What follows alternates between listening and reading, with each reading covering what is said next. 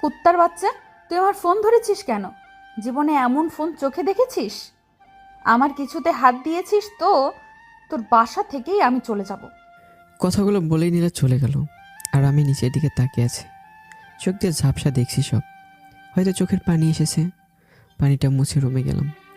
আর আপনাদের তো কিছু বললাম না, নীলা আমার বিয়ে করা বউ। আমি নীলাকে ছোটোবেলা থেকে অনেক ভালোবাসি। ওরা অনেক বড় লোক, চৌধুরী বাড়ির একমাত্র মেয়ে।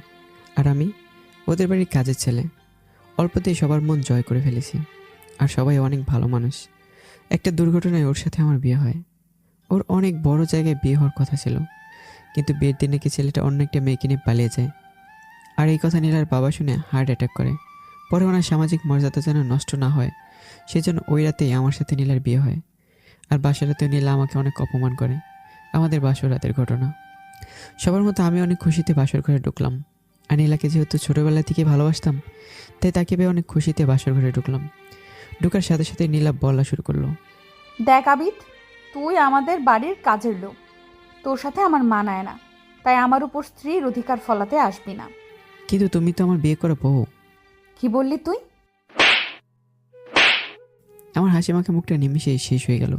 আবারও বলা শুরু করলো, তুই আমাকে তুমি করে বললি কোন সাহসে? আমি তোর ম্যাম, সো ম্যাম বলেই ডাকবি। আর বাসার সবার সামনে মিথ্যা স্বামী স্ত্রীর অভিনয় করবি। বাবা যখন ঠিক হয়ে যাবে তখন তোকেও মুক্তি দিয়ে দেব, বুঝছিস? ঠিক আছে।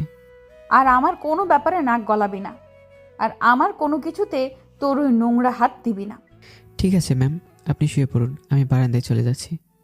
যা, কিন্তু এই কথাগুলো যদিও কেউ জানতে পারে তাহলে তোর অনেক খারাপ হবে। চিন্তা করবেন না ম্যাম, এগুলো কেউই জানবে না বলে বারান্দায় চলে গেলাম। বারান্দায় দাঁড়িয়ে আছি, আর চোখ দিয়ে পানি পড়ছিল। আসলে গরিবদের ভালোবাসার মূল্য কেউ দেয় না। যাই হোক, সবই তো শুনলেন আমার বাসর ঘরের কাহিনী। এবার গল্পে আসা যাক। নীলা আমাকে অপমান করে চলে গেল। কিছুই বললাম না, কারণ নীলাকে বড্ড বেশি ভালোবাসি। দুপুর হয়ে যাচ্ছে, হঠাৎ নীলার ডাক। আবিদ, ওই আবিদ। বলো। কি বললি তুই? কি বলছি? তুই আমাকে তুমি করে বললি কেন? সরি, ভুল হয়ে গেছে। জি বলুন, কিছু লাগবে? না, কিছুই লাগবে না। আমি দুপুরে বাইরে খেতে যাচ্ছি, সো রাতের জন্য রান্না করে রাখিস। কোথায় যাবেন? পার্টিতে। আর বেশি কথা বলবি না। বলেই নীলা চলে গেল। মনের ভিতর আজও চাপা কষ্ট রয়ে গেল। নীলা আজ পর্যন্ত আমার সাথে ভালো ব্যবহার করেনি, সবসময় জানোয়ারদের মতো করেছে। আমাকে ওর মানুষই মনে হয় না, কিন্তু অনেক ভালোবাসি তো, তাই কিছু বলি না। সব কষ্ট একাই পাচ্ছি। দুপুরে আর আমি খেলাম না, না খেয়ে ঘুমিয়ে পড়েছি। কখন যে রাত হয়ে গেল বুঝতে পারিনি। আর ঘুম ভাঙলো নীলার লাথি খেয়ে। ওই ছোট লোকের বাচ্চা, এখনো রান্না না করে শুয়ে আছিস কেন? রান্না কি তোর বাপ করবে? কথাটা শোনার পর চোখ দিয়ে আর পানি আটকাতে পারলাম না। সেই ছোটোবেলায় বাবা মাকে হারিয়েছি, আর সেই বাপকেই। নীলা প্লিজ, আমার বাপকে নিয়ে কিছু বললেন না। তোমার পায়ে পড়ি, আমি তোমার স্বামী হয়ে তোমার পায়ে পড়ছি। প্লিজ এগুলো বলো না, যা বলার আমাকে বলো। কিন্তু আর বলতে পারলাম না এর আগেই।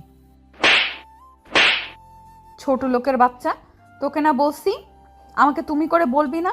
তুই তারপরও। সরি, ভুল হয়ে গেছে, আর বলবো না। আমি এখনই রান্না করে আনছি বলে রান্নাঘরে চলে গেলাম। খুব কষ্ট হচ্ছে, চিৎকার করে বলতে ইচ্ছে করছে, আল্লাহ তুমি কেন আমাকে এত কষ্ট দিচ্ছ? ভালোবাসার মানুষের কাছ থেকে আমি আর এত কষ্ট নিতে পারছি না। অনেক কান্নার পরও রান্না করে নিয়ে গেলাম। ছেলেদের কষ্ট নাকি কাউকে দেখাতে নেই, তাই কাউকে দেখাই না। খাবার পর দুজনেই ঘুমিয়ে পড়লাম, যার যার আলাদা বিছানায়। সকালবেলা ঘুম থেকে আমি আগে উঠে পড়লাম। হঠাৎ খেয়াল করলাম সকালের মিষ্টি আলো নীলার মুখে পড়েছে। ও তখনও ঘুমন্ত অবস্থায়। ওকে অনেক সুন্দর লাগছিল। ওর মায়া আমাকে মুখের দিকে তাকিয়ে আমি পাগলের মতো হয়ে গেছি। আমি ওর কাছে গেলাম, আর গিয়ে ওর কপাল আলতো করে একটা চুমু দিলাম। আর দেওয়ার সাথে সাথেই, কুত্তার বাচ্চা, তুই আমাকে চুমু দেওয়ার সাহস পেলি কোথায়? বলে আরও কয়েক দফা চর মারলো, আরও অনেক অপমান করলো। নিজের প্রতি এখন অনেক রাগ হইল, কেন আমি এমন করতে গেলাম। আর ফলস্বরূপ চর আর অপমান। নিচের দিকে তাকিয়ে আছি, আবারও নীলা বলা শুরু করলো, আমি বুঝতে পারছি তুই আমার দুর্বলতার সুযোগ নিতে চাচ্ছিস। না নীলা, আপনি বিশ্বাস করুন, আমি এমনটা করতে চাইলে অনেক আগেই করতে পারতাম, কিন্তু আমি এমন না। চুপ, তুই কেমন আমি বুঝতে পারছি। তোর সাথে থাকা আমার আর পসিবল না। আমি তোর কাছ থেকে মুক্তি চাই। কথাটা শোনার পর মাথায় যেন আকাশ ভেঙে পড়ল। মুক্তি? হুম, তোর কাছ থেকে মুক্তি, ডিভোর্স চাই আমি। নীলা, আমি আপনার পায়ে পড়ি, এগুলো প্লিজ বলবেন না। আমি না আপনাকে ছাড়া একটা মুহূর্তও থাকতে পারবো না। আপনার যত ইচ্ছা আমাকে মারেন, যত কিছু বকেন, তারপর আমাকে ছেড়ে যাবেন না প্লিজ, বলে চিৎকার করে কান্না করছি। তোর ন্যাকা কান্না বন্ধ কর তো। আমার না এগুলো ভালো লাগছে না। আমাকে তুই মুক্তি দে। কেন জানি না বুকের ভেতরটা ফেটে যাচ্ছে। আমি ইতিম মানুষ, আর ছোটোবেলা থেকে কষ্ট পেয়ে বড় হয়েছি। আর আজও কেন জানি না নীলা এত অপমান করার পরও নীলাকে ভালোবাসতাম, কিন্তু আজও নিজেও হারিয়ে যাবে। অনেক কষ্টে নিজেকে থামালাম আর নীলাকে বললাম, একটা কথা বলবো? বল। আমি আপনাকে মুক্তি দিয়ে দেব, তার আগে আমার একটা শেষ ইচ্ছে ছিল। বল, কিন্তু ডিভোর্স না দেওয়ার ইচ্ছা বলবি না। না না, এগুলো কিছু বলবো না। বল তাহলে। আমি আপনাকে 3 মাস পর ডিভোর্স দেব। এই 3 মাস আমাকে প্রতিদিন রাতের বেলা আপনি আমাকে রান্না করে নিজেতে খাইয়ে দিবেন। আর এই 3টা মাস আমার সাথে তুমি করে বলবেন, আর আমি তুমি করে বলবো। এটাই আমার ইচ্ছা, প্লিজ না করবেন না। মাত্র তো 3টা মাস, এরপরেই তো আপনি মুক্ত। ঠিক আছে, আমি মেনে নিলাম, কিন্তু তুই আমাকে স্পর্শ করবি না, আর আমাকে ডিভোর্স দিয়ে দিবি, বুঝছিস? হ্যাঁ ঠিক আছে ম্যাম। আমারও একটা শর্ত আছে। কী শর্ত আবার? আমি যেমন খুশি রান্না করব, আর তোর বিনা অভিযোগে খেতে হবে। আরে ওইটা নিয়ে চিন্তা করবেন না, আপনি যে আমাকে খাইয়ে দেবেন এতে আমি অনেক খুশি। আরও কিছু কথা আছে আমার। হ্যাঁ বলুন। আমার আব্বা আম্মা যখন আসবে, সাথে সাথে ওদের দেখিয়ে আমাকে অযথা গালাগালি মারধর করতে হবে। না ম্যাম, এটা আমি পারবো না, প্লিজ এটা বাদ দেন, অন্য কিছু বলেন। অন্য কিছু কি বলবো? এই ধরেন প্রতিদিন আমাকে আপনার ইচ্ছে মতো বকবেন, মারবেন, মন যা চায় বলবেন, কিন্তু আমি আপনাকে এটা করতে পারবো না, কারণ আমি আমার জীবনের চেয়েও আপনাকে বেশি ওই চুপ! আমার শর্তের কথা মানলে বল, না মানলে আর তোর ইচ্ছা আমিও পূরণ করতে পারবো না। ম্যাম একটু বোঝার চেষ্টা করুন। তোকে 30 মিনিট সময় দিলাম, ডিসিশন নে কি করবি। বলে নিরা চলে গেল। আল্লাহ, আমি কি এতটাই খারাপ যে আমার ভালোবাসা মানুষটা আমাকে বোঝে না? আমি তোর ক্ষতি চাই না, ওর মন বলে কি কিছুই নেই? নাকি ওর মনটা পাষাণের মতো? নাকি আমার জন্য ওর একটু মায়া হয় না? কথাগুলো বলেই চিৎকার করে কান্না করছি। কেন জানি কান্না থামছে না, শুধু অঝরে পানি পড়ছে। অনেক ভেবেচিন্তে ঠিক করলাম, হয়তো ওর কথাগুলো মেনে নেওয়াই ঠিক হবে আমার। তারপর ওর হাতে রান্না নিজ হাতে খেতে পারবো। ওর কাছে গিয়ে বললাম, আমি রাজি। রাজি হলেই ভালো, আর আমার কোনো কাজে বাধা দিবি না। ঠিক আছে, কোনো একটা মায়ের বাঁধনে আমার হাত বাঁধা, নয়তো এগুলো করতে পারতো না। থাক, এগুলো বলে লাভ নেই। প্রথম দিন অনেক আশায় রাতের খাবারের জন্য রুমে ঢুকলাম। ও যেমনই হোক না কেন আজ আমাকে রান্না করে নিজ হাতে খাওয়াবে, এটাই আমার অনেক। খুশিতে মনটা লাফালাফি করছে। দেখলাম নীলা রান্না করছে, তাই আমি ফ্রেশ হয়ে খাবার টেবিলে বসলাম। একটু পরও নীলা খাবার টেবিলে খাবার নিয়ে আসলো। ওর মুখের দিকে আমি খুশি মনে তাকালাম, আর দেখতে পেলাম ওর মুখটা কালবৈশাখী ঝড়ের দিনে যেভাবে আকাশ থাকে ঠিক তেমনভাবে তার মুখ অনেক কালো করে রেখেছে। খাওয়ার মুডটাই এখন নষ্ট হয়ে গেছে। তারপর বেহাতের মতো খাওয়ার জন্য ওর সামনে গেলাম, আর নীলাকে বললাম, শর্ত অনুযায়ী আজ থেকে আপনাকে তুমি করে বলবো, আর আপনি আমাকে তুমি করে বলবেন। হুম। আচ্ছা এখন কি আমাকে খাইয়ে দিবা? তুমি করে বলাতেও একটু রেগে গেছে, তারপর ও রাগ না দেখিয়ে বলল, হুম, তুমি তৈরি হও রাতের খাবার জন্য। নীলা আমাকে তুমি করে বলায় আমার অনেক খুশি লাগছে।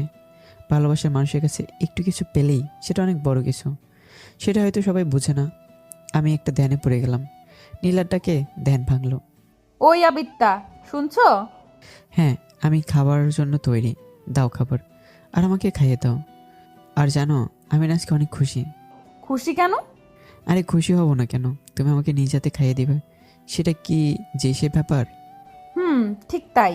যেমন কুত্তাকে রাজা একটু করুণা করে খেতে দেয়, ঠিক তেমন। কথাটা শোনার পর কি বলবো কি করব কিছুই বুঝতে পারছি না। এত কষ্ট লাগে কেন, কেন জানি না বুকের বাঁ পাশটা জ্বলে যাচ্ছে। শেষমেশ আমাকে একটা কুত্তার সাথে তুলনা, থাক, তারপর তো আমাকে খাইয়ে দিবে। সে আমাকে কুত্তা বেলে যাই ভাবুক না কেন। নীলা, তুমি ঠিকই বলেছ, আমি কুকুরি, তারপরও আমাকে খাইয়ে দিবে, এতে আমি খুশি। তারপর দেখলাম নীলা একটা চামচে করে আমাকে খাওয়ার জন্য খাবার এগিয়ে দিচ্ছে। আমি অবাক হয়ে বললাম, নীলা, চামিচে না করে হাতে খাইয়ে দিলে অনেক ভালো হতো। ওই চুপ, চামচে করে খাইয়ে দিব। ইচ্ছে হলে খাও, না হলে যাও। আচ্ছা ঠিক আছে। এরপর নীলা আমার মুখে খাবার তুলে দিল। প্রথম এক চামচ মুখে দেওয়ার পরে আমার চোখ যেন বাইরে বের হয়ে আসছে। ও আবারও আমার মুখে খাবার তুলে দিল। আমি আবারও মুখে নিলাম। আমি আর সহ্য করতে পারছি না। এত ঝাল আর এত মরিচ দিয়ে রান্না করেছে, ঝালে আমার দম বন্ধ হয়ে আসছে। কিছু খাবার খাওয়ার পর আমি উঠে পড়লাম আর কোনো মতে বললাম, আমার পেট ভরে গেছে। তারপরেও জোর করে আরও কয়েক চামচ ঝাল খাবার আমার মুখে পড়ে দিল। আমি ঝাল সহ্য করতে না পেরে পানি পানি করতে লাগলাম, কিন্তু একটু পানি দিল না। একদরে বাইরে চলে গেলাম। যেখানে পানি পেয়েছি ময়লা হলেও ঝালের দাপটে ময়লা মনে হয়নি। সব খাওয়া শুরু করেছি। এই রাতে আর ঘুমোতে পারলাম না। সারা রাত ধরে মুখে ঝাল লেগেই ছিল। খুব কান্নাও করেছিলাম। একটা মেয়ে মানুষ কীভাবে এতটা জানোয়ারের মতো হতে পারে তা ওকে না দেখলে বুঝতে পারতাম না। মুখটা অনেক জ্বলছে, যেন আমার মুখটা পুড়ে গেছে। বারান্দায় হাঁ করেই বসে পড়লাম। কখন যে ঘুমিয়ে পড়েছি বুঝতে পারিনি। সকালবেলা ঘুম ভাঙলো, দেখলাম নীলা আমার ছবি তুলছে। আমি কোনো মতে জিজ্ঞেস করলাম, ছবি তুলছো কেন? নীলা আমাকে ছবি দেখালো। আমি দেখতে পেলাম আমার জিহ্বা অনেকটাই বাইরে বের হয়ে আছে। আরও বলল, দেখো আবিদ, তোমার জিহ্বা কত বড় হয়ে বাইরে বের হয়ে আছে, ঠিক যেন কুত্তার মতো। আমি চুপ করে আছি। ঠিক বলছি না আবিদ? আমি চাচ্ছি ফেসবুকে এটা আপলোড করব। আচ্ছা নীলা, একটা কথা বলবো? বলো। আমাকে কষ্ট দিতে কি তোমার অনেক ভালো লাগে, অনেক মজা পাও? আর আমাকে কেন এত কষ্ট দাও? হাসছো কেন? তো কি করব বলো? তুমি একটা ভিক্ষুক মানুষ, ছোট লোক, তোমাকে এত কষ্ট দিচ্ছি, তারপরও কেন যাচ্ছিস না? কেন মুক্তি দিচ্ছিস না আমায়? কেন পড়ে আছিস? নীলা, তুমি কিন্তু শর্ত ভাঙছো। তুমি কিন্তু আমাকে তুই করে বলছো। হো, তাই নাকি? আর কেন তোমাকে ছেড়ে যাচ্ছি না জানো?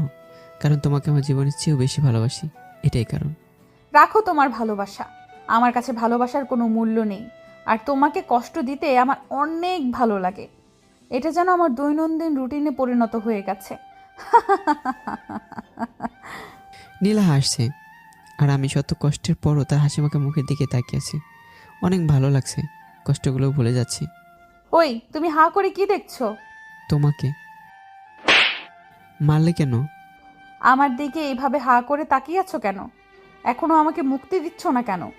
নীলা, আমি তো তোমার কাছ থেকে 3টা মাস সময় নিয়েছি। হুম, তো এমন কেন করছো? থাকলে থাক, না থাকলে চলে যাও। তোমার চেহারাই দেখতে ভালো লাগে না। আচ্ছা নীলা, আমি দেখতে আসলে অনেক খারাপ? তুই দেখতে খারাপ না, কিন্তু গরিব। এটাই সবচেয়ে বড় অপরাধ। গরিব হওয়াতে কি আমার অপরাধ? কারণ গরিবদের আমি পছন্দ করি না। কথাগুলো বলেই চলে গেল। ওহ, কি কপাল আমার! বারবার এত অপমান, এত নির্যাতন, সব কিছু এলোমেলো হয়ে যাচ্ছে। আমি জানি পাঠক ভাইরা হয়তো সবাই ভাবছেন আমি এত অপমানের পরও এই জানোয়ারের মতো পাষাণ হৃদয়ের মানুষের কাছে থাকছি কেন। তার উত্তর, আমি তাকে অনেক ভালোবাসি। দিনটা এভাবেই কেটে গেল। দ্বিতীয় দিন। আজও নীলা রান্না করছে। হয়তো আজও খাবারে আগের মতো মরিচ দিয়ে আমার কলিজাটা জ্বলিয়ে দিতে চাইবে। জ্বালালে জ্বালাক, দেখি কত কষ্ট দিতে পারে আমাকে। এই মরিচের খাবারই খাবো। নীলা রান্না করে আনলো। আজ ওর মুখটা অনেক হাসি খুশি। থাক, ও হাসি খুশি থাকলেই আমি খুশি। হয়তো আজ আগের চেয়ে বেশি কষ্ট দেবে, তাই অনেক খুশি। হঠাৎ নীলার ডাক। আবিদ, ওই আবিদ। হ্যাঁ, আসছি। তাড়াতাড়ি হাত মুখ ধুয়ে খেতে বসলাম। আর ও আমার মুখে খাবার দিতে লাগলো। আর এমন সময় বলল, আচ্ছা আবিদ, তুমি কি আমায় অনেক ভালোবাসো? হ্যাঁ অনেক, তোমার জন্য সব করতে পারবো। Very good. তো আমার একটা কথা ছিল আবিদ। নীলার কথা শুনে মনে হচ্ছে হয়তো আমার প্রতি একটু মায়া হচ্ছে ওর, তাই হয়তো এগুলো জিজ্ঞাসা করছে। তাই আমিও বললাম, বলো নীলা, কি কথা? আমি আজকে অনেক কষ্ট করে তোমার জন্য রান্না করছি। খাবারগুলো খাবে তো? মনে মনে ভাবলাম হয়তো ভালোভাবে রান্না করেছে, তাই এগুলো বলছে। তাই একটু হাসি দিয়ে বললাম, খাবো না মানে? অবশ্যই খাবো। তুমি রান্না করেছো আর আমি খাবো না, তা কি হয়? নীলা মিষ্টি সুরে বলল, তাহলে আজ কোনো খাবার তুমি ফেলবে না। যতটুকু মুখে দিব সব খাবে, ঠিক আছে? আচ্ছা ম্যাম, ঠিক আছে। তাহলে হা করো। এই হা করলাম, দাও। নীলা আমার মুখে খাবার দিল। একটুও ঝাল না, আমার মুখে একটুও ঝাল লাগছে না, কিন্তু কোনোভাবে বমি আটকাতে পারছি না। খাবারে এত বেশি পরিমাণ লবণ দিয়েছে, লবণের লবণাক্ততা এতই বেশি যে আমার বমি আসছে। তারপরও কোনো রকম বমি আটকাতে চেষ্টা করলাম, কিন্তু আটকাতে পারছি না। আর এদিকে নীলা আমার মুখে একের পর এক খাবার দিচ্ছেই। আর আমি চোখ বন্ধ করে আল্লাহকে ডাক দিলাম, আল্লাহ তুমি আমাকে সহ্য করার মতো শক্তি দাও। কোনোভাবেই যেন আমার এখন বমি না হয়। হয়তো আল্লাহ আমার দোয়াটা কবুল করেনি, আমি বমি করেই দিলাম। আর কয়েক ফোঁটা বমি নীলা শরীরে গিয়ে পড়ে, আর সাথে সাথে ওর জুতা হাতে নিয়ে, ছোট লোকের বাচ্চা, তোকে আমি খাইয়ে দিচ্ছি আর তুই এই প্রতিদান দিলি? বিশ্বাস করো নীলা, আমি ইচ্ছে করে দেইনি, তুমি একটু বিশ্বাস করো।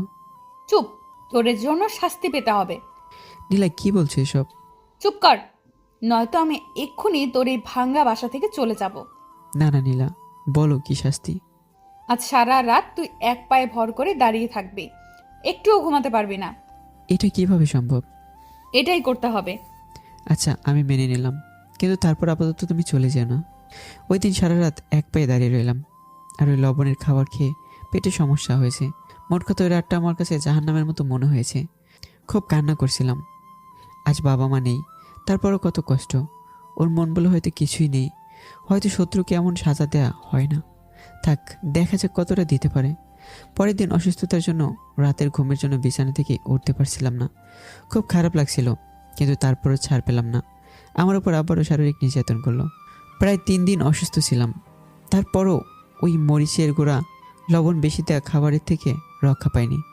কয়েকদিন পর একটু সুস্থ হলাম, আর এর মাঝে নীলা এসে বলল, আবিদ, কাল আমার আব্বু আম্মু আসবে। ও তাহলে তো ভালোই হবে। হুম, আর বাবা মা আসলে তোমার কি কাজ মনে আছে? আরে থাকবে না কেন, তাদের ভালোভাবে আপ্যায়ন করব। আচ্ছা আমি এখন বাজার করে নিয়ে আসছি। না, বাজার করবে না। বাজার করব না মানে? মানে তুমি বাজার করবা না, আর কাল তারা আসা মাত্রই আমার সাথে ঝগড়া করবা আর আমাকে মারবা। না না, এই তুমি কি বলছো? আর তোমাকে মারবই বা কেন? তোমাকে কি শর্ত দিয়েছিলাম মনে আছে? ও শর্তের কথাটা মনে করে চুপ হয়ে গেলাম, কারণ ওর শর্তে এটাও ছিল।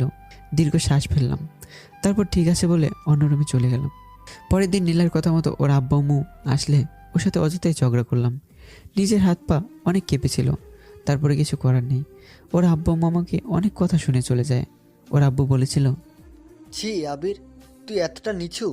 তোর সাথে আমার আদরের মেয়ের বিয়ে দিলাম আর তুই? ছি ছি, তোকে অনেক ভালো মনে করেছিলাম, আজ তুই আমার মেয়েকে আমার সামনেই মারলি। বাবা জানো না, ও প্রতিদিনই মদ খেয়ে আসে আর আমাকে যৌতুকের জন্য অনেক মারধর করে। কি বলছিস মা? আব্বু। মারে, তোকে এই জানোয়ারের সাথে থাকতে হবে না, তুই আমাদের সাথে চল মা। না বাবা, শত হলেও ও আমার স্বামী, ও যতই আঘাত করুক সব আমি মাথা পেতে নিব। তারপর নীলার বাবা চোখে পানি নিয়ে চলে গেল। ওই দিন নীরব দর্শকের মতো শুধু নীলার অভিনয়গুলো দেখছিলাম। খুব ভালো অভিনয় করতে পারে, বুঝতেই পারলাম না এত ভালো অভিনয় ওদের কাছে আমাকে খারাপ বানিয়ে দিল। ভাবতে অবাক লাগে, এমন একটা পাশের মনের মানুষকে আমি ভালোবাসি, আর ওর জন্য আমি পড়ে আছি। ভাবছিলাম 3 মাস দেখি আমি ওর মনে ভালোবাসা তৈরি করতে পারি কিনা, কিন্তু মনে হয় পারবো না। নীলার বাবা মা চলে যাওয়ার পর নীলা বলতে শুরু করলো, কেমন দিলাম আবিদ? কথাটা শোনার পর ইচ্ছে করছিল ওর গালে কষে 2টা চড় মারি, নয়তো ওর গলা টিপে মেরে ফেলি, কিন্তু কোনো এক অদৃশ্য মায়ের জন্য পারলাম না। চুপ করে আছো কেন আদিব্বা? কি বলবো, আমার কিছুই বলার নেই। তোর সাথে এমনই হবে যতদিন না তুই আমাকে মুক্তি না দিস। হাসছিস কেন? হাসবো না তো কি করব? কি করবি আবার? কিছুই না নীলা। হুম, একটা কথা বলবে নীলা? বল। আমার কোন দোষে আমাকে এতটা অপমান করছো? কেন সবার সামনে আমাকে এতটা ছোট করছো? কারণ তুই ছোট লোক, তুই গরিব। যদি আমার মতো বড় লোক হইতি তবে তোকে মেনে নিতাম। হাসিস কেন আবার? আচ্ছা, গরিবদের কি ভালোবাসার অধিকার নেই? আছে, তবে তোদের লেভেলের, আমাদের মতো আসমানের চাঁদ কেনা। ঠিকই বলছো নীলা, কিন্তু একটা কথা কি জানো? কি কথা? একদিন ঠিকই আমাকে হারানোর ব্যথা তোমাকে পেতে হবে। অভিশাপ দিচ্ছিস? অভিশাপ না, তোমার ভবিষ্যতের বাস্তবতা বলছি। গণক হইলি কবে থেকে? গণক না, তবে একটা কথা মনে রেখো, কাউকে কষ্ট দিলে কেউ ভালো থাকতে পারে না, তাকেও কাঁদতে হয়, হয় 2 দিন আগে নয়তো 2 দিন পর। আরে রাখ তো নীতি কথা, আমার সাথে তোর মিলতে হলে আমার মতো টাকার মালিক হতে হবে। আরে টাকা রে টাকা। হুম। সেদিন আর কিছুই বললাম না, বুঝতে পারলাম ও টাকার উপর অনেক লোভ। যার কারণে এমন করছে। পরের দিন। আবিদ, ওই আবিদ, হ্যাঁ বলো। সামনের সপ্তাহে আবারও আমার আব্বা আসবে, আবারও তুমি এমন করবে। নীলা প্লিজ আর এমন করো না। চুপ, শর্ত অনুযায়ী তোমাকে করতেই হবে। ঠিক আছে। এভাবে আমার দিন কাটতে লাগলো। হঠাৎ একটা ঘটনা ঘটে গেল, যেটা আমার কাছে স্বপ্নের মতো মনে হলো। কারণ নীলা আজকে পার্টিতে গিয়েছিল আর ড্রিঙ্ক করে ঘরে আসছে। যে মেয়ে এগুলোর গন্ধই ভালো করে সহ্য করতে পারে না, সে ড্রিঙ্ক করেছে, আমার কাছে অন্যরকমই মনে হলো। আরও ঘরে আসলো হেলতে দুলতে দুলতে। আমাকে সাহায্য করার জন্য গেলাম, আমাকে কোনো বাধা দিল না। আমি আস্তে করে ওর বিছানায় ওকে নিয়ে শোয়াতে যাব, ও তখন আমাকে জড়িয়ে ধরে বলল। আমি নীলাকে বললাম, নীলা ছাড়ো আমায়। না, তোকে আজ ছাড়বো না, তোকে অনেক আদর করব। না নীলা, আমি আর কিছুই বলতে পারলাম না। ও আমাকে পাগলের মতো ধরেছে। বুঝতে পারলাম ড্রিঙ্ক করার নেশা এগুলো করছে, আর এখনও নিজের বশে নেই। তাই আমি এগুলোর সুযোগ কাজে লাগানোর একটু চেষ্টা করলাম না। অনেক চেষ্টা করলাম নিজেকে ছোটাতে, কিন্তু পারলাম না। ওর নেশা ওকে পাগলের মতো করে তুলেছে। আমাকে ধরেও চুমু দিতে শুরু করলো। কেন জানি নিজের ভিতরে বিদ্যুতের মতো শিহরণ লাগতে শুরু করলো। আমি আবারও ব্যর্থ চেষ্টা করলাম, কিন্তু ওর সাথে পারলাম না। ওর নেশা ওকে পাগলের মতো করে দিয়েছে। সে রাতে আমাদের মধ্যে অনেক কিছু হয়ে যায়, যেগুলো সম্পূর্ণ আমার অনিচ্ছায়। তারপর কখন যে ঘুমিয়ে গেলাম বুঝতে পারিনি। সকালবেলা কান্নার রোজে আমার ঘুম ভাঙলো। ঘুম থেকে উঠে দেখে নীলা কান্না করছে, আর আমি নীলাকে কিছু বলতে যাব ঠিক সেই মুহূর্তে। ছোট লোকের বাচ্চা, তুই কেন এই কাজ করলি? তুই এগুলো কি করলি? নীলা বিশ্বে চুপ, তোর নাটক বন্ধ কর। বলে আবার আমাকে কয়েক দফা চড় মারলো, আর অনেক অপমানও। কিন্তু কেন জানি কষ্ট লাগছে না, কারণ এগুলো নতুন নয়। এই ঘটনার পর থেকে নীলা আমার সাথে আগের চেয়ে বেশি খারাপ ব্যবহার করে। এর মাঝখানে কয়েকবার নীলার বাবা আসে, আর আমাকে মিথ্যা অভিনয় করতে হয়। নীলা প্রতিবারই আমাকে ওদের সামনে ছোট করতো। হঠাৎ একদিন নীলা মাথা ঘুরে পড়ে যায়। আমি অনেক ভয় পেয়ে যাই। তারপর আমি ডাক্তার আনলাম। ডাক্তার পরীক্ষা নিরীক্ষা করে জানালো। খুশির সংবাদ আবিদ সাহেব, কি সংবাদ? আপনার স্ত্রী মা হতে চলেছে। শুনে এত খুশি লাগলো যা বলার বাইরে, যেন আকাশে চাঁদ পাবো আমি। এত খুশি জীবনেও লাগেনি। নীলা হঠাৎ আমাকে ডাক দিল। কি রে আবিদ, তুই অনেক খুশি নাকি? হ্যাঁ নীলা, অনেক খুশি। তোমার কাছে আমি আর কিচ্ছু চাই না, শুধু আমার। কুত্তার বাচ্চা, এই সন্তান নিয়ে তুই কিছুই বলবি না। তুই কি করে ভাবলি তোর মতো একটা ফকিন্নির বাচ্চার পাপ আমার পেটে রাখবো? ওটা আমি শেষ করে দেব। প্লিজ নীলা, এমন করো না। ওর তো কোনো দোষ নেই। চুপ কর, ওটা আমি শেষ করবই, কিন্তু এর ভেতর আমার একটা খেলা আছে, ওইটাকে শেষ করি। কিছুই বুঝলাম না কিসের খেলা। হঠাৎ নীলা তার বাবাকে ফোন দিল আর আসতে বলল, আর আমাকেও আমার সত্যটা দিল। মনে করিয়ে দিল যেন আজও ওর বাবার সামনে ওর সাথে খারাপ ব্যবহার করি আর তাকে মারধর করি। আমার মাথাটা ভন ভন করে করছে। কেন এমন করছে নীলা? আর নতুন কি প্ল্যান করছে? সব নিয়ে মাথাটা ঘুরপাক খাচ্ছে আমার, কিন্তু কিছুই বুঝতে পারলাম না। কিছুক্ষণ পর নীলার বাবা আসলো, আর আমি অন্য ঘরে ঘুমানোর জন্য অভিনয় করলাম। নীলার বাবা আর নীলার কথাগুলো ঠিক এমন। বাবা, একটা কথা বলবো? বল মা। বাবা, কথাটা শুনে কষ্ট পাবে না তো? কি হয়েছে মা, আমাকে বল। বাবা, তুমি না, আমি নাকি? তুমি না নানা হতে চলেছ। হুরে, সত্যি বলছিস মা? বাবা। মারে, আজকে আমার আনন্দ লাগছে, বলে বোঝাতে পারবো না। আবির কই? ওর কথা আর বলো না বাবা। কেন মা? ও শুধু যৌতুকের জন্য আমাকে মারে। কথাটা শোনার পর আমার চোখ দিয়ে এমনিতেই পানি এসে গেল। খুব ভালোই বলছে আমাকে নিয়ে, আবার একটু পরপরই এটা নিয়ে আমাকে নাটক করতে হবে। ভালোই, আমার জীবনটাই নাটকের। আমাকে নিয়ে শুধু খেলবে। এরপর খেয়াল করলাম নীলার বাবার কান্নামাখা কণ্ঠ।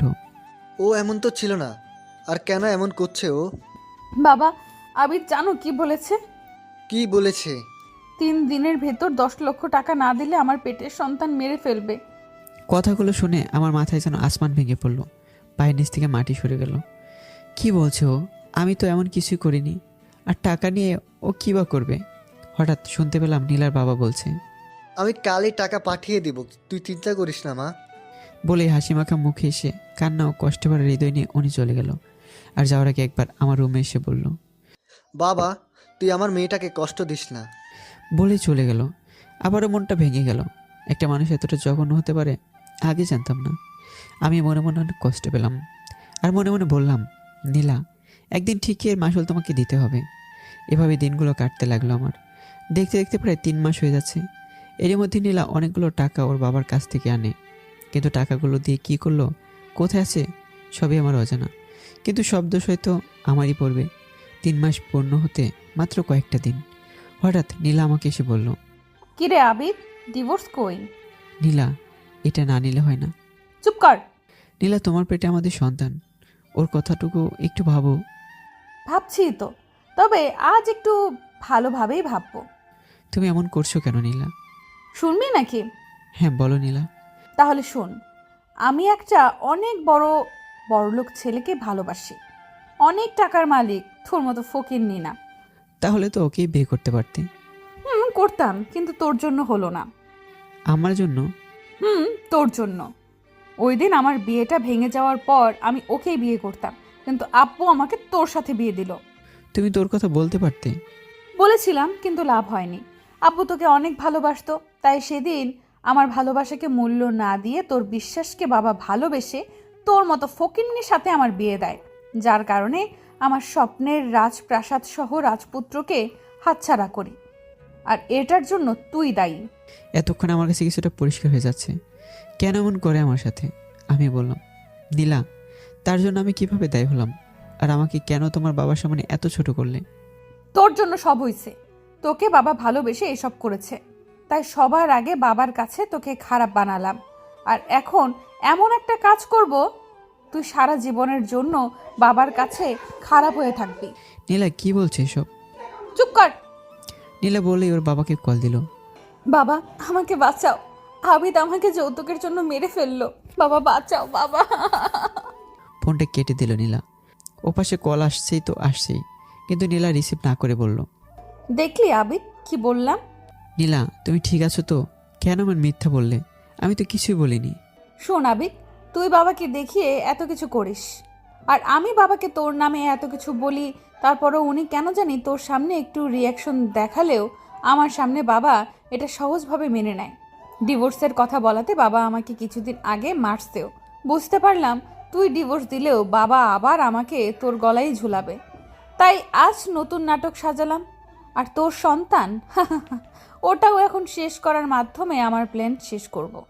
বলে নীলা নিজের পেটের মাঝে নিজে এমন জোরে আঘাত করলো, মনে হয় পেটের বাচ্চাটা শেষ। পুরো ঘর রক্তে ভরে যাচ্ছে।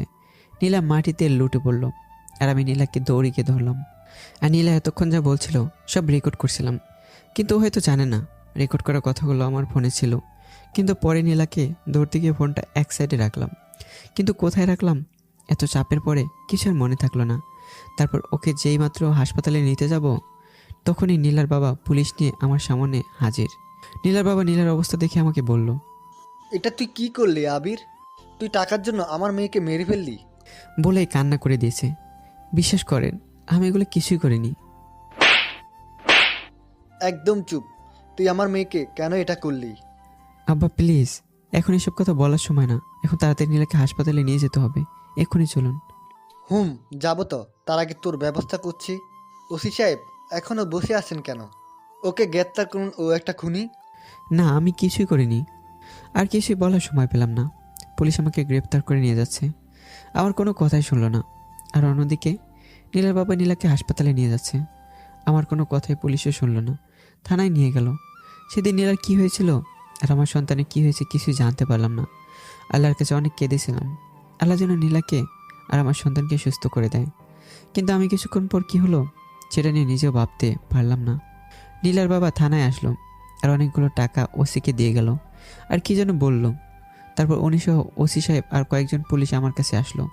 ওরা আমার হাত পা চেয়ারে বাঁধলো, আর তারপর নির্মম অত্যাচার শুরু করেছে।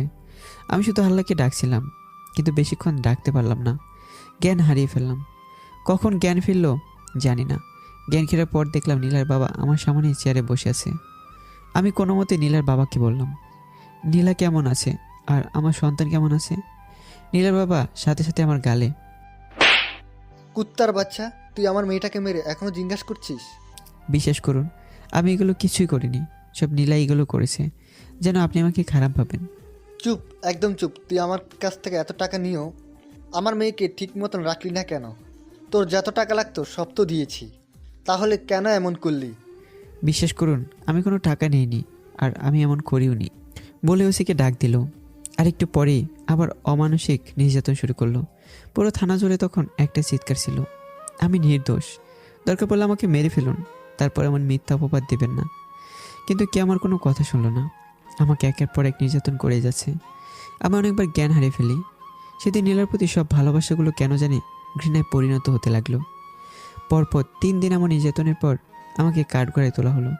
আর সেদিন আমার এমন অবস্থা ছিল, কথাটাও বলতে পারছি না। আমাকে হুইল চেয়ারে করে কাঠগড়ায় তোলা হয়, আর আমার বিপক্ষে নীলা সাক্ষী দিল। দেখলাম নীলা তখন মোটামুটি সুস্থ। আদালতে আমাকে 14 বছরের কারাদণ্ড দিল। আর এতে নীলা অনেক খুশি হয়। আমাকে যখন কারাগারে নিয়ে যাওয়া হচ্ছিল, তখন নীলা আমার সামনে আসলো আর আমাকে বলল। কিরে আবিদ, কেমন দিলাম? আমি চুপ করেই আছি। আমাকে সারা জীবন মনে রাখবি, ছোট লোকের বাচ্চা। আমার সন্তান ঠিক আছে তো? হাসছো কেন? তোর ওই ছোট লোকের পাপ আমার পেটে রাখবো? তুই ভাবলি কি করে? ওটা শেষ। ওরে বাচ্চাটার জন্যই আজকে তোকে এমন শাস্তি দিতে পারলাম। থু, ওর মুখে থুথু দিয়েই ওর উপর ঝাঁপিয়ে পড়লাম। কিন্তু হাতে বেরিয়ে পড়া ছিল, তাই কিছু করতে পারলাম না। আর পুলিশগুলো আমাকে অনেক শক্তি দিয়ে ধরে রেখেছে আর লাঠি দিয়ে মারছে। আমি শুধু নীলাকে একটা কথাই বললাম, নীলা, তুই ভালো করে শুনে রাখিস, আমি আবিদ। এতদিন ভালোবাসার মায়ে তোকে কিচ্ছু করিনি, আর আজ সে ভালোবাসা প্রতিশোধে পরিণত হয়ে গেছে। তুই আমার জীবনটা বিনা দোষে নরক বানিয়ে ফেলেছিস। আমার সন্তানকে মেরে আমার উপর দোষ চাপিয়ে দিয়েছিস। আজ থেকে আমার মনে জন্ম নিল ভালোবাসার পরিবর্তে প্রতিশোধের আগুন। আর বলতে পারলাম না। এরপরই আমার মাথায় পুলিশের একজন কর্মচারী অনেক জোরে লাঠি দিয়ে আঘাত করলো, আর আমি জ্ঞান হারিয়ে ফেলি। আর যখন জ্ঞান ফিরল, তখন আমি পুলিশের হেফাজতে হাসপাতালে। আমি যখন হাসপাতালে আস্তে আস্তে সুস্থ হই, তখন আমাকে কারাগারে পাঠানো হয়। আর আমি একটু ঠান্ডা মাথায় ভাবলাম, ফোনটা কই রেখেছিলাম, আর আমাকে ওটা মনে করতে হবে। নিজের নির্দোষ প্রমাণ করে তারপর আমার প্রতিশোধ নিতে হবে। প্রতিশোধের নেশায় আমার মাথাটা নষ্ট হয়ে যাচ্ছে। আমি জেলখানায় বসে বসে দিন কাটাতে থাকলাম, আর ভাবলাম কোথায় রেকর্ডটা রাখছি। সেদিন কোর্টে বলতে পারতাম, কিন্তু বলার শক্তিটাও ছিল না। আর এই দিন জেলখানার ভিতর একটা পুলিশকে সব খুলে বললাম, আর কথাগুলো শুনে উনি কেঁদে দিয়েছে।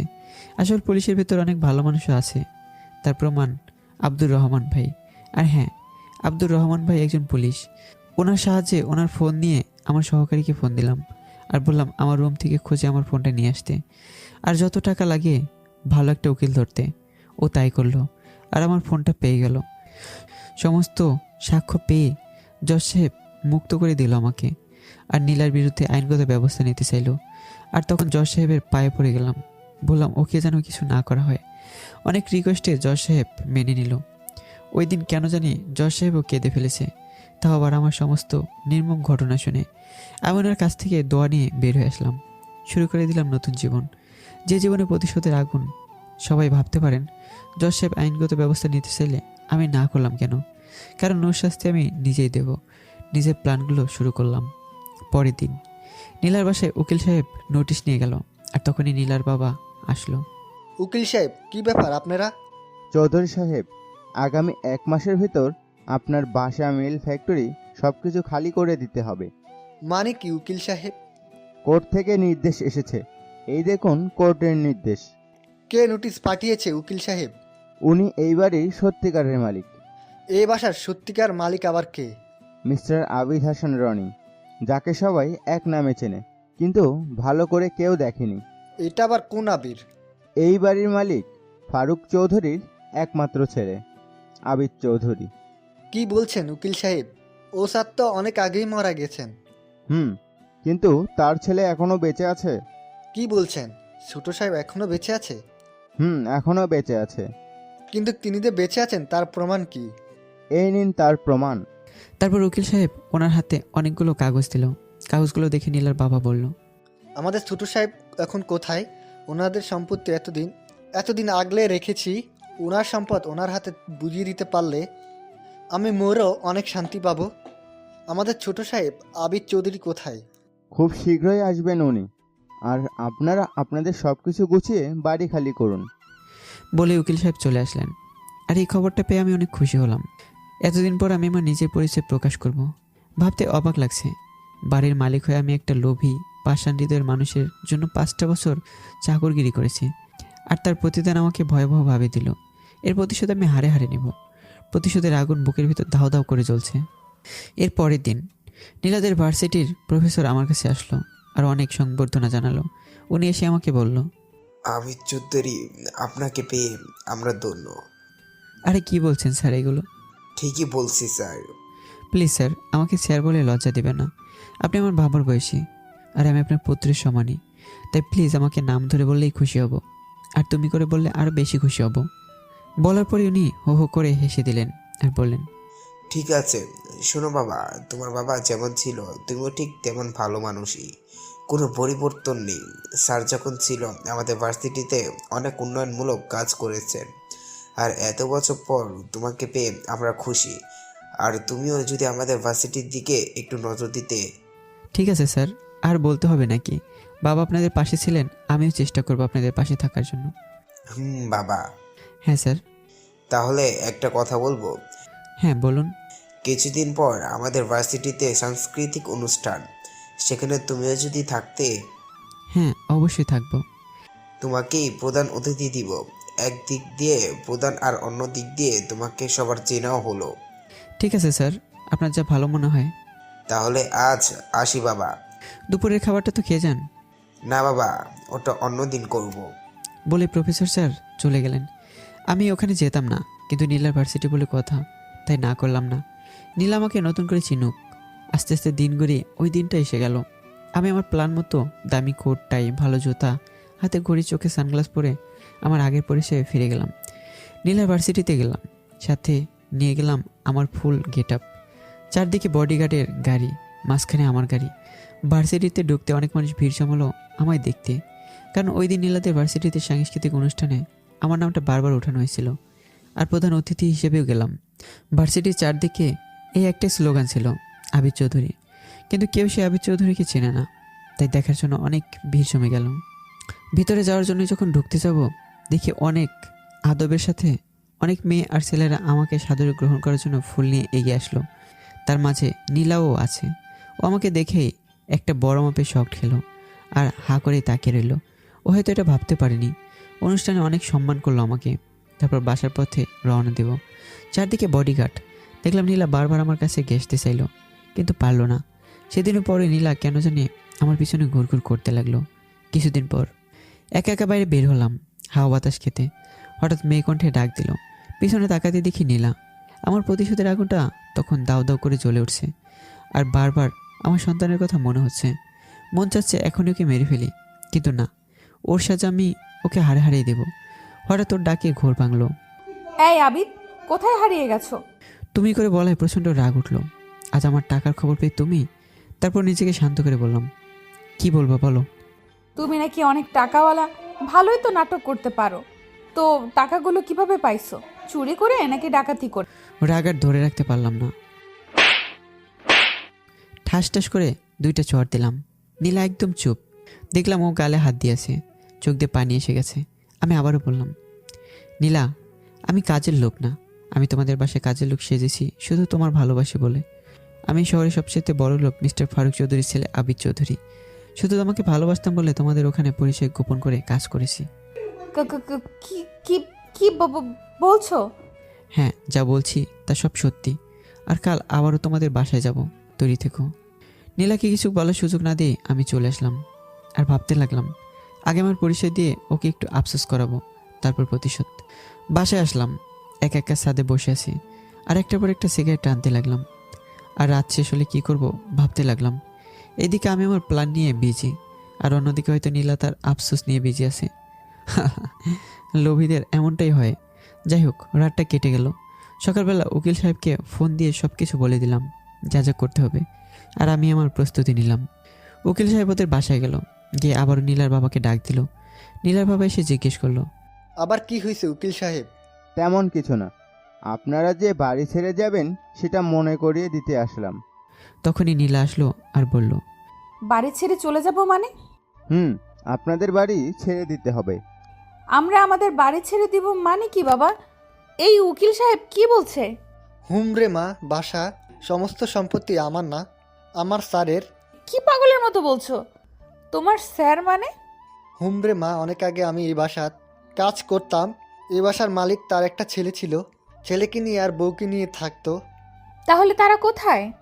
একদিন একটা অ্যাক্সিডেন্টে ওনারা মারা যায়, কিন্তু ছেলেটা ভাগ্যক্রমে বেঁচে যায়। তারপর ছেলেটার মামা ছেলেটাকে নিয়ে কানাডা চলে যায় আর আমাকে সব কিছু দেখভাল করার জন্য বলে যায়। কিন্তু এরপর আজ ছেলেটা দেশে ফিরে আসেনি, তাই এগুলো আমি বুক করছি। তাই এখন ফিরে এসেছে, তাই সব ফিরিয়ে দিতে হবে। হোয়াট, কি বলছো এসব বাবা? তাহলে আমরা থাকবো কোথায়? মারে, আমার মালিক অনেক ভালো ছিল আর তার ছেলে অনেক নিশ্চয়ই ভালোই হবে। আর এতদিন ধরে ওনাদের সব কিছু দেখাশোনা করছি, আর উনি নিশ্চয়ই আমাদের থাকার ব্যবস্থাটাও করে দিবেন। নীলা পাগলের মতো কান্না করা শুরু করে দিয়েছে। না বাবা, আমি এগুলো মানবো না। আমার এতদিনের ভালোবাসার এই বাড়ি, আমি কোনোভাবেই এই বাড়ি ছেড়ে দিয়ে ফকির হতে চাই না। মারে, সেটা বললে তো হবে না, কোর্ট থেকে নির্দেশ এসেছে। বাবা, এই বাড়ির মালিকের কাছে দরকার পড়লে এই বাসা ভিক্ষা চাইবো। আর উনি যেহেতু অনেক বড় মনের আর ধনী মানুষ, তার জন্য এটা আমাদের দিয়ে দিলেও সমস্যা হবে না। বলে আরও কান্না শুরু করে দিল। নীলা, তুই কান্না করিস না, আগে ছোট সাহেবকে আসতে দে, তারপরে দেখি যাক। না বাবা, আমি এই বাড়ি ছেড়ে যাব না। এগুলো সব আমার, আমি কারো হতে দিব না। নীলা, তুই কি পাগল হয়ে গেছিস? বুঝার চেষ্টা কর মা। আমি কিচ্ছু বুঝতে চাই না। কেন এমন করছিস? বাবা, আমি যাব না। যেতে হবে না, আগে তো ছোট সাহেব আসুক। কোথায় তোমার ছোট সাহেব? এই যে আমি। সবাই দরজার দিকে তাকালো। 1000 ভোল্টের শক খেলো। সবাই চুপ হয়ে গেল, কারণ দরজার পাশে তখন অন্য কেউ ছিল না, সেখানে ছিলাম আমি। নীলার বাবা যেন কাঁপতে লাগলো, আর ওরা ভূত দেখার মতো চোখ দুটো বড় বড় করে বের করে রাখলো। কারো মুখে কোনো কথাই নেই, একদম নিস্তব্ধ হয়ে গেল বিশাল বড় বাড়িটা। একদম যেন জনমানব নেই এই ঘরে, ঠিক তেমন হয়ে গেল।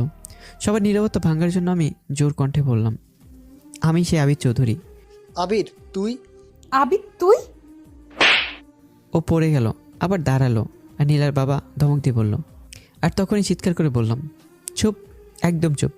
আর যদি আমার বাবার বয়সে না হতেন আপনাকে বোঝাতাম, কিন্তু আমি তা করলাম না, কারণ আপনি আমার বাবার মতোই। তাই আপনাকে বাবা হিসেবে মাফ করে দিলাম। কিন্তু আপনার মেয়ে নীলা যা করেছে আমার সাথে, তার কোনো মাপ নেই। কাজের মানুষের মেয়ে হয়ে মালিকের নাম কোন মুখে নিচ্ছে? নীলা দৌড়ে এসে বলল, আবিদ, তুমি না আমাকে ভালোবাসো? হাসছো কেন? ভালোবাসা আমার জীবন থেকে মরে গেছে। হ্যাঁ, তুই এখন আমার বউ, তোকে তো আমি ডিভোর্স দেইনি। আবিদ, আমাকে ডিভোর্স দিও না, আমরা অনেক সুন্দর করে সংসার সাজাবো। সংসার? আবিদ। তাহলে তৈরি হ তোর জীবনে নতুন সংসার সাজাতে।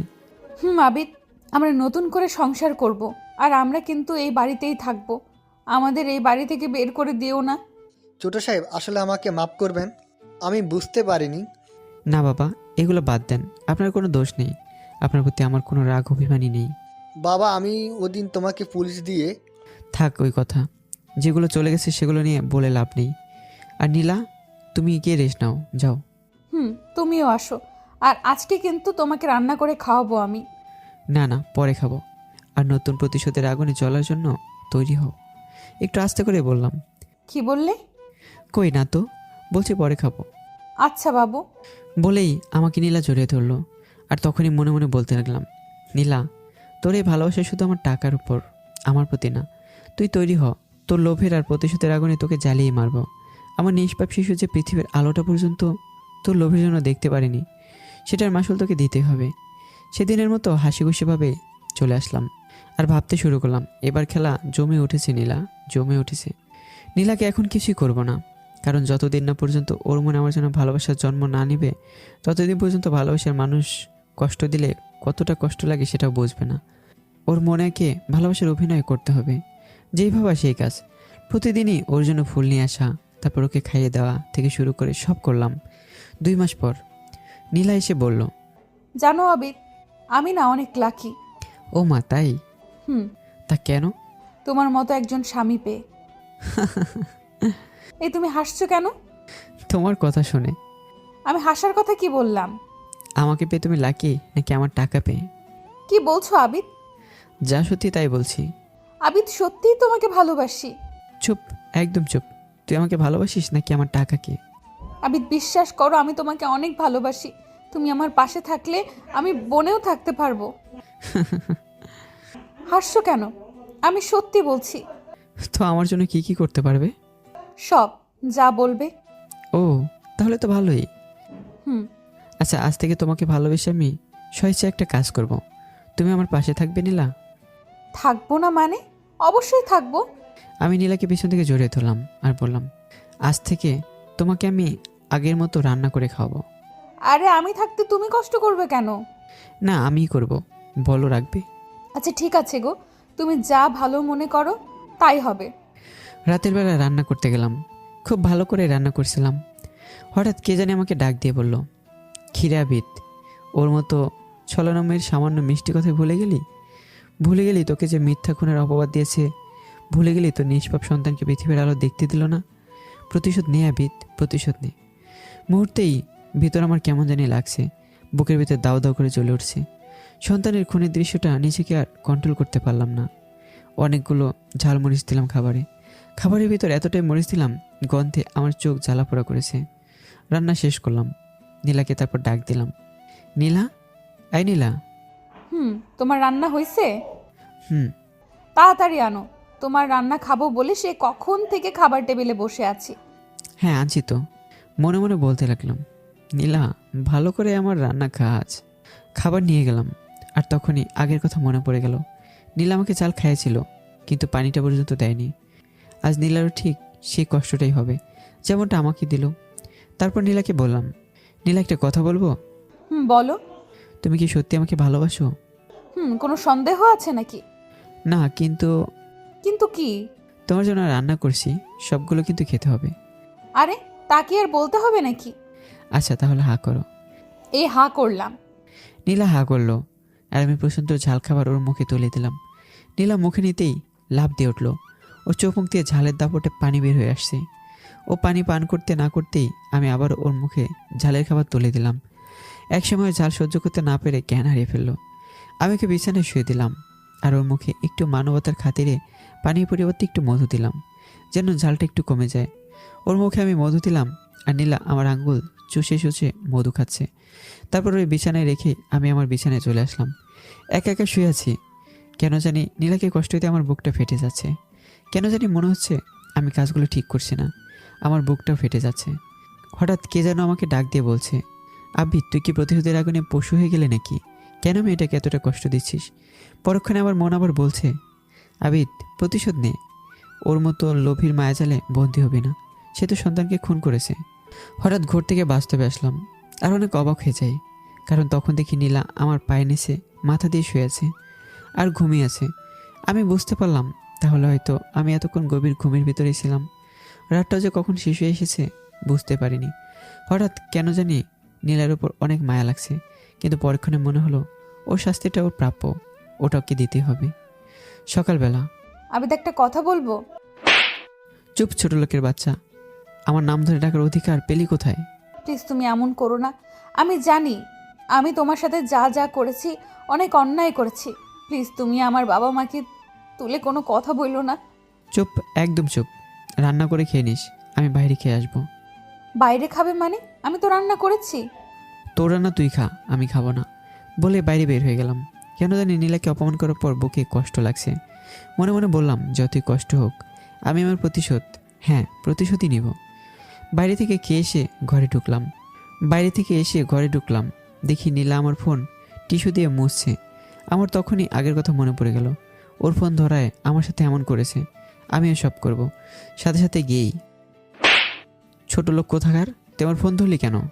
এগুলো কি বলছো আবিদ? তুমি এমন কেন করছো? দুদিন ধরে তোমার কি হয়েছে? আমার নাম ধরে ডাকলি কেন? আজ থেকে সাহেব বলে ডাকবি, নয়তো তোকে আমার বাসা থেকে বের করে দেব। ঠিক আছে সাহেব। বলে আমার পায়ে পড়ে গেল আর বলতে লাগলো, আমাকে অন্তত কাজের লোক হিসেবেই আপনার কাছে রাখুন। আপনাকে ছাড়া আমি একটা মুহূর্তও থাকতে পারবো না। বলে কান্না করতে করতে অন্য রুমে চলে গেল। যাক, ওদের মতো লোভীদের শাস্তি পেতে হবে। পরের দিন রাতে রান্না করলাম নীলার মতো করেই, অনেক বেশি লবণ দিয়ে। যা খাওয়ার সময় নীলা অনেক বমি করলে করুক, তাতে আমার কি। এমনিভাবে আমার প্রতিশোধ নিতেই শুরু করলাম। কিছুদিন পর, নীলা, নীলা, জি বলুন সাহেব। আজ তোর বাবা আসবে, খুব ভালো করে ওনার সামনে থাকবি। আর আমার বিরুদ্ধে একটা কথা বললেই তোকে ঘাড় ধাক্কা দিয়ে বের করে দেব। আর ওনার সামনে আমরা অনেক ভালো স্বামী স্ত্রী, আর আমার সাথে তুই খারাপ ব্যবহার করবি। আমি বাজার থেকে অনেক কিছু আনলেও তুই খারাপ ব্যবহার করবি, মনে থাকবে? কোনো কিন্তু নেই। ঠিক আছে। নীলার বাবা আসলো আর আমি আমার মতো শুরু করলাম। আরে আব্বা কেমন আছেন? শরীর ভালো আছে তো? বাবা, ভালো। তুমি? হ্যাঁ ভালোই। নীলা কোথায় বাবা? ওকে অনেক দিন ধরে দেখি না। আচ্ছা আমি ডাকছি। নীলা, এই নীলা, কোথায় তুমি? নীলা তখনই আসলো, এসে বলল। গরুর মতো তো চিল্লাচ্ছিস কেন? নীলার এমনভাবে কথা বলা দেখে নীলার বাবা বসা থেকে দাঁড়িয়ে গেল। নীলা, তুই তোর স্বামীকে কি বলছিস? তুমি চুপ থাকো। ওর মতো স্বামী থাকলেই কি আর না থাকলেই কি। নীলা, বলি নীলার বাবা নীলাকে ঠাস ঠাস করে মারল। নীলা, তুই এতটা চেঞ্জ হয়ে যাবি বুঝতেই পারিনি। আমি কোনো চেঞ্জ হইনি বাবা। ওর মতো স্বামী আমার দরকার নেই। চুপ নীলা, এতদিন দেখেছিলাম আবিরকে তোর সাথে খারাপ ব্যবহার করতে, যে আবির সব ভুল বুঝে ভালো হয়ে গেল, আর সে মুহূর্তে তুই। ছি নীলা। বলেই নীলার বাবা চলে যেতে চাইল, কিন্তু সেদিনটা বিপরীত করলাম। আমি নীলার বাবাকে অনেক জোর করলাম আমাদের সাথে থাকতে, কিন্তু থাকলো না। নীলার খারাপ ব্যবহার দেখে চলে গেলেন। আর অন্যদিকে নিজের বাবার সামনে নিজে খারাপ হয়ে গেল নীলা। আগে যেমনটা খারাপ হয়েছিলাম আমি, এখন সেটা নীলা হচ্ছে। নীলা হঠাৎ কেঁদে কেঁদে বলল। একটা কথা বলবো আবিদ? আবার নাম? সরি, একটা কথা বলার ছিল। হ্যাঁ বল। আপনি তো জানেন বাবা ছাড়া আমার আর কেউ নেই। এখন বাবার সামনে আমাকে খারাপ না বানালে হয় না। দেখুন, বাবা এটা মেনে নিতে পারবে। আমি বাবার অনেক আদরের মেয়ে। আর আজ যা হলো, বাবা আমার উপর অনেক রাগ করে থাকবে। হাসছেন কেন? হাসবো না তো কী করবো? কই আমার বেলাতে এই কথাটি ভাবিসনি? আমিও তো তোকে বলেছিলাম আমি মা বাবা হারা একটা এতিম মানুষ, কিন্তু তোর বাবা আমাকে অনেকটাই বাবার মতোই ভালোবাসতো। আর তুই সেদিন আস্তে আস্তে করে তোর বাবার কাছে আমাকে খারাপ বানিয়ে দিয়েছিলি। সেদিন এই কথাটা মাথায় আসেনি। আমাকে মাফ করে দাও। আর তুমি কি সেটারই প্রতিশোধ নিচ্ছ? ঠিকই ধরেছিস, আমার বুকে প্রতিশোধের আগুন বইছে। প্রতিশোধ বাঁচতে চাইলে এখনই চলে যা। তুমি যতই প্রতিশোধ নিতে পারো, আমি যাব না।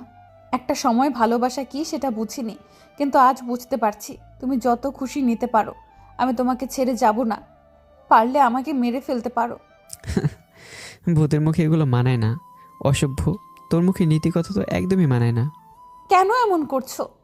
এই বকবক করবি না। আর হ্যাঁ, তোকে তো আমি মেরেই ফেলবো। তুই আমার নিষ্পাপ মাসুম বাচ্চাটাকে পৃথিবীর আলো দেখতে দিলি না।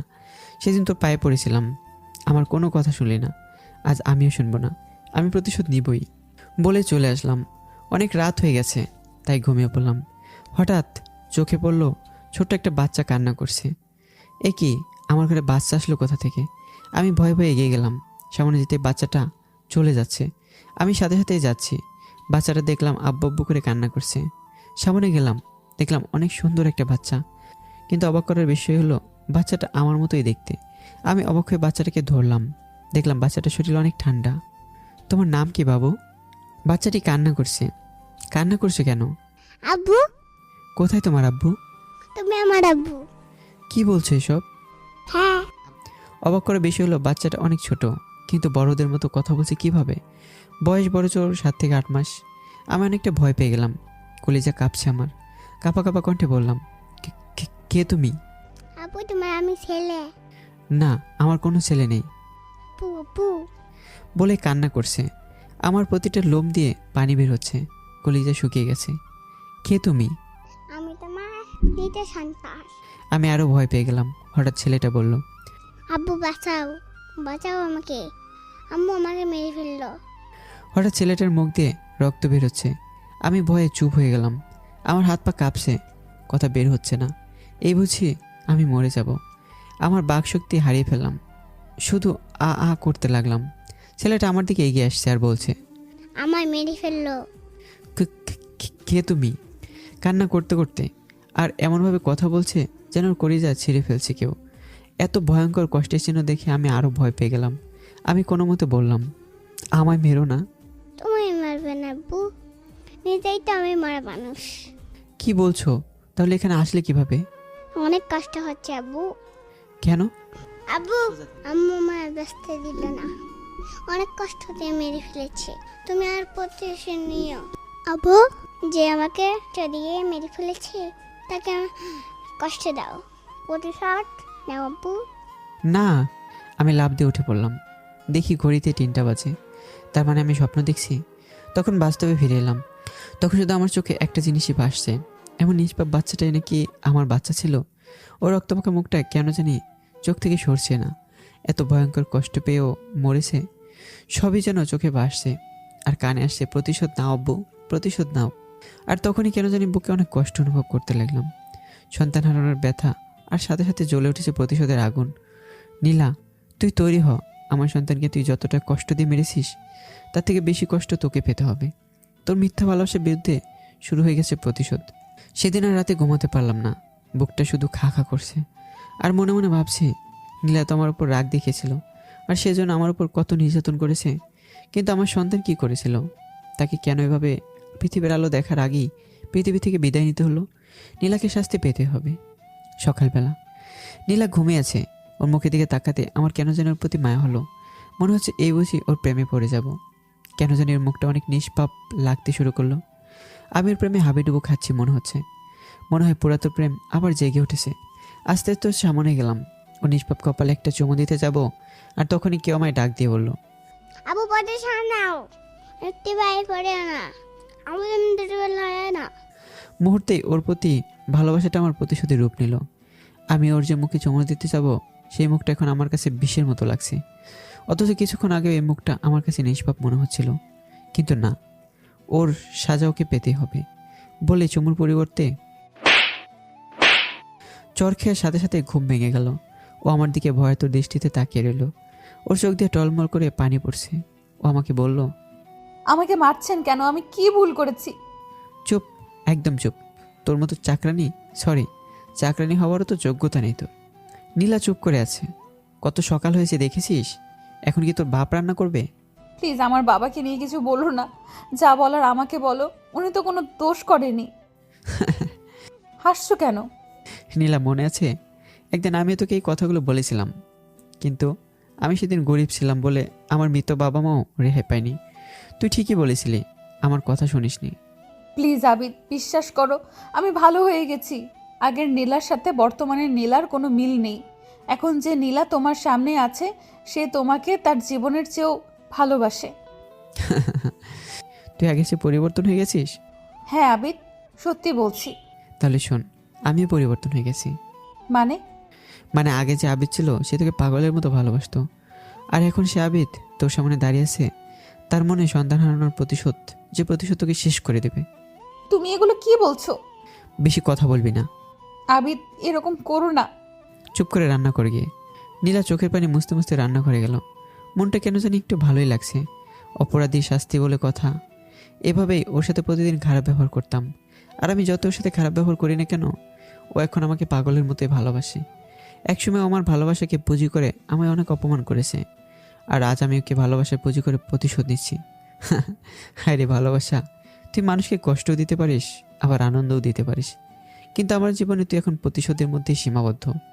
হঠাৎ একদিন সারাদিন বাসায় না খেয়ে খাওয়া দাওয়া করলাম, আর আমার একটা পুরাতন বন্ধুর সাথে দেখা পেলাম। ও বলল, কিরে আবিদ, কেমন আছিস? হতাশা নিয়ে বললাম, এই তো ভালো, তুই? ভালো, কিন্তু তোকে এত হতাশ লাগছে কেন? কই না তো। ও বলল, চল আজ তোর সব হতাশা দূর করে দেব বলেও আমার হাতটা টেনে নিয়ে গেল। একটা কফি শপে গেলাম।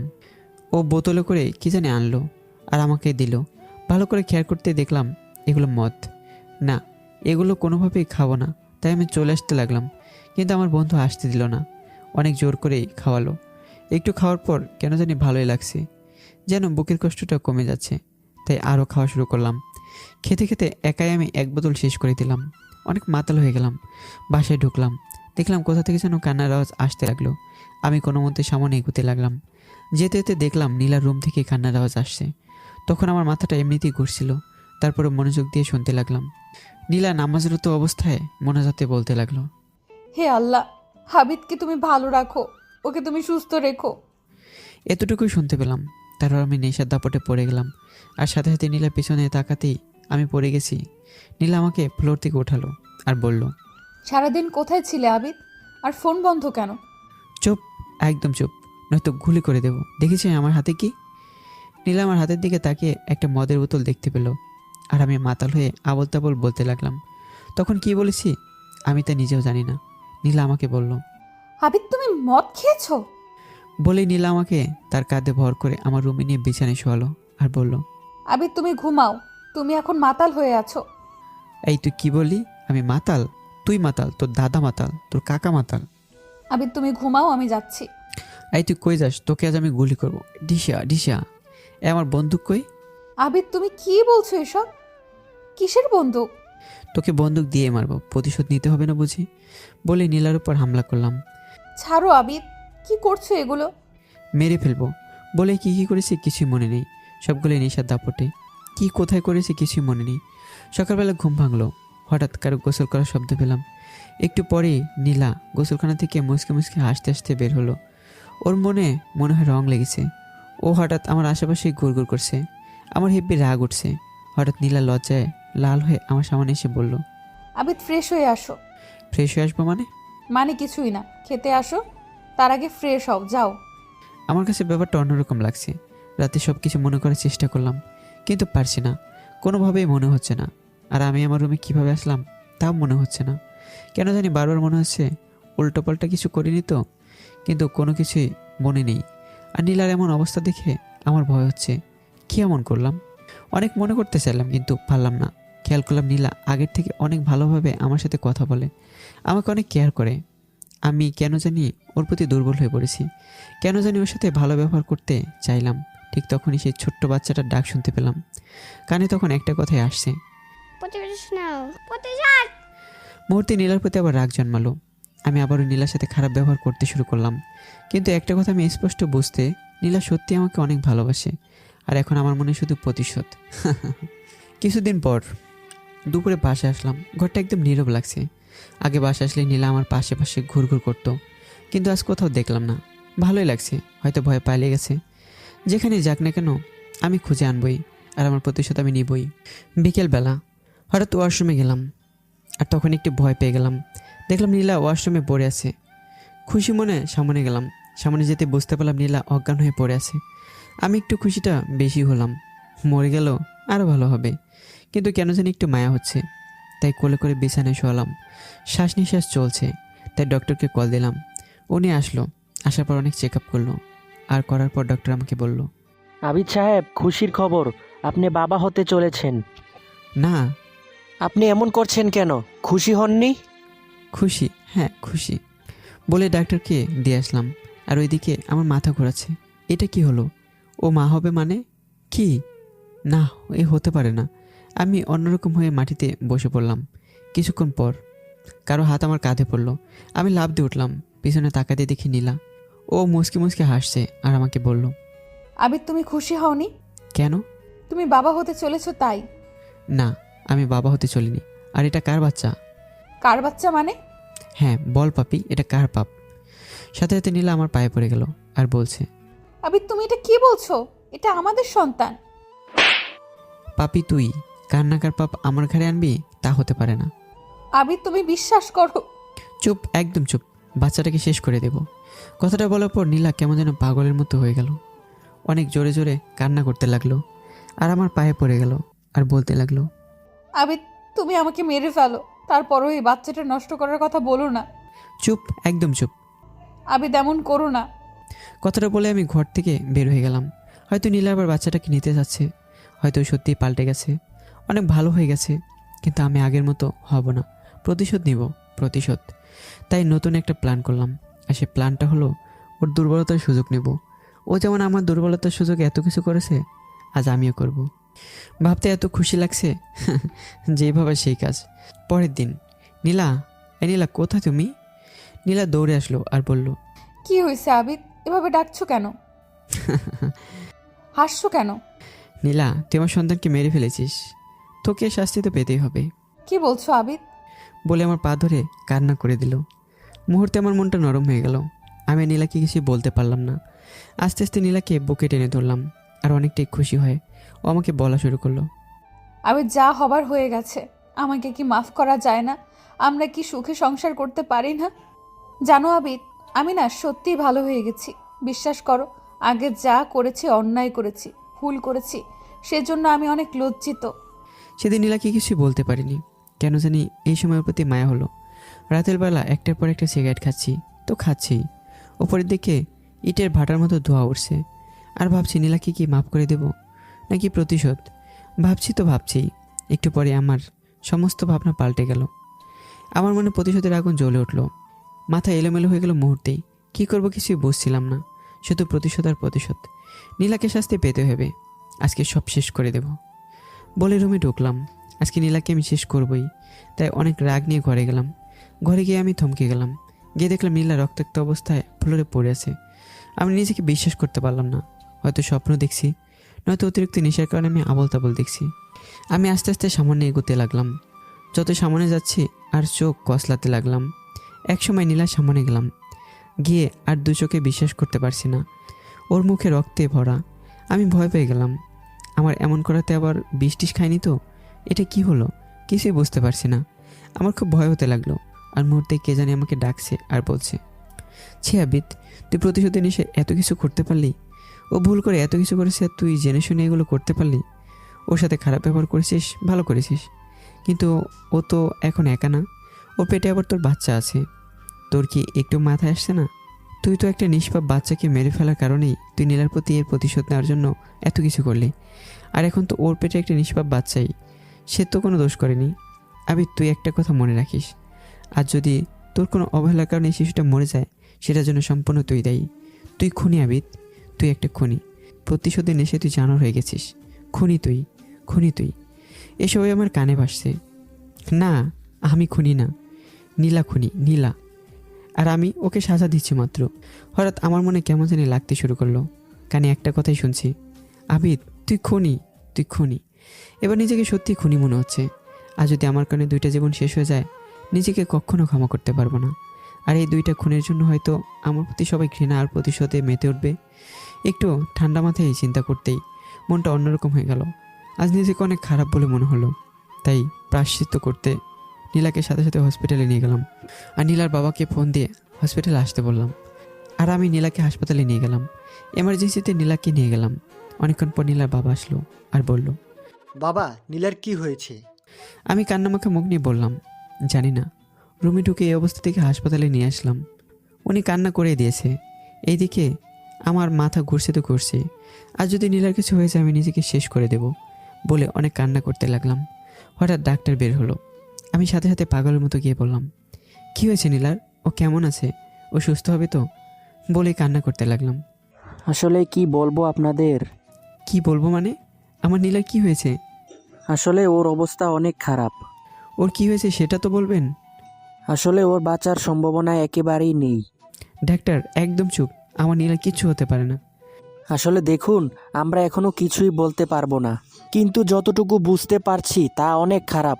আপনারা আল্লাহকে ডাকুন যেন রিপোর্টটা ভালো আসে। বলে ডাক্তার চলে গেলেন। আর এদিকে আমার মাথায় আকাশ ভেঙে পড়ল। পায়ের নিচ থেকে মাটি সরে গেল। আমি কিছুই বলতে পারছি না।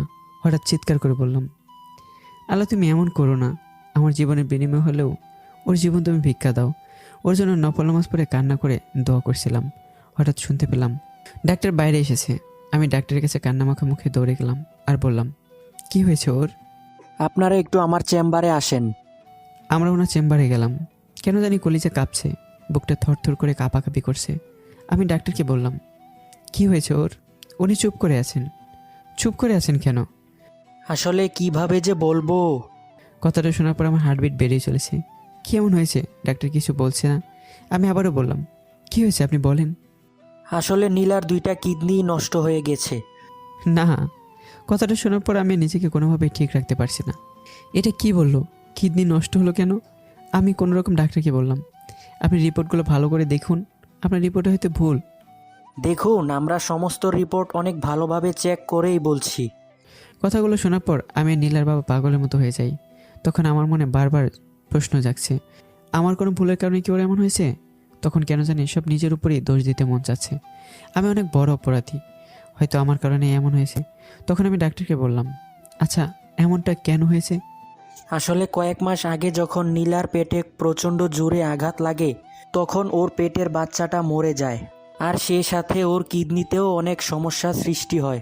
আপাতত ডায়ালাইসিসের মাধ্যমে নীলা এখনও বেঁচে আছে। যত তাড়াতাড়ি পারেন ওর জন্য কিডনির ব্যবস্থা করেন, নয়তো নীলাকে বাঁচানো সম্ভব হবে না। কথাগুলো শুনে আমি বাকরুদ্ধ হয়ে গেলাম।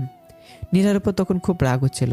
মনে মনে বললাম, নীলা, তুমি যদি আগে এমনটা না করতে তাহলে হয়তো আমার সন্তান আর তোমার এমন অবস্থা হতো না। অনেক রাগ হলো, কিন্তু এখন আর রাগ করে লাভ নেই। তাড়াতাড়ি কিডনির ব্যবস্থা করতে হবে। তাই আমি আর নীলার বাবা বেরিয়ে পড়লাম কিডনির খোঁজে। সারাটা দিন অনেক খোঁজাখুঁজি করেও কিডনির ব্যবস্থা হলো না। রাতে আমি আর নীলার বাবা হাসপাতালে গেলাম।